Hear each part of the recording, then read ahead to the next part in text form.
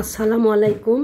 আজকে আপনাদের সামনে আমি আর একটা কাহিনী তুলে ধরব, যেটা দেখলে শুনলে আপনাদের মনে অনেক কষ্ট পাবে। আজ থেকে কয়েক বছর আগে, যখন আমার বয়স 11-10 বছর ছিল, ঠিক সেই সময় আমাদের পার্শ্ববর্তী চাচা, জ্যাঠাতো ভাই, এরা সবাই ওদের সন্তানদেরকে নিয়ে ওরা মেলায় যাচ্ছিল। তখন আমি কি করলাম, আমি দৌড় দিয়ে আসে আমার মাকে বলতেছি, মা ওরা মাফু সানা জড়ায় বাবার সঙ্গে মেলা যাচ্ছে, আমি একটু ওদের সাথে যাই। তখন আমার মা বলছে না, আবার বলতেছে, মা ওরা যাচ্ছে, মা আমার খারাপ লাগতেছে, আমি একটু যাই।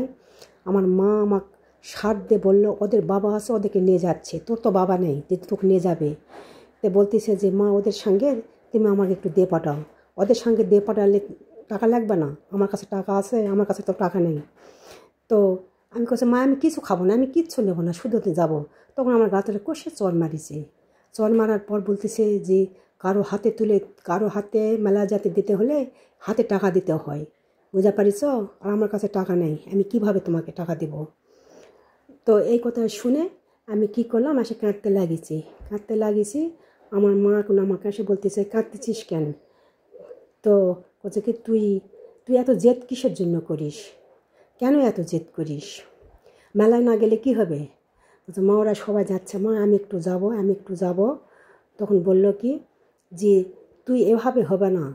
তখন আমাকে একটা গালতে আবার একটা চর মারে আমাকে উষ্টে ফেলে দিছে। ওখানে ফেলে দিয়ে আমি ওখানে তো কাঁদতে লাগেছি, পড়ে যায়, ওখানে বসে থাকি কাঁদতে লাগেছি। আমাকে দৌড়ে যায় ধরে আমার মা কাঁদতেছে যে, তুই কেন এত জেদ করিস, কেন এত বায়না করিস? আমি যে সহ্য করতে পারতেছি না, আর তুই কি আমাকে খায় ফেলাবি? তুই কি আমাকে আর বাঁচতে দিবি না? তুই এইভাবে জেদ করলে আমি কিভাবে সামাল দেব? কি করব আমি? তোদের লেখাপড়ার খরচ এত কিছু জোটাতে আমি নিজেই হিমশিম খাই যাচ্ছি, আমি কিভাবে তোদের এই বায়না মেটাবো? তখন আমি বলছি, মা খাওয়া কি মা? বলতেছে, না ফেরার দেশে। তো বলছে, মা আমি আর তোমাকে কিচ্ছু খাবো না, আমি মেলায়ও যাব না, আমি কোনো দিন তোমার কাছে আর কিছু চাইবো না মা।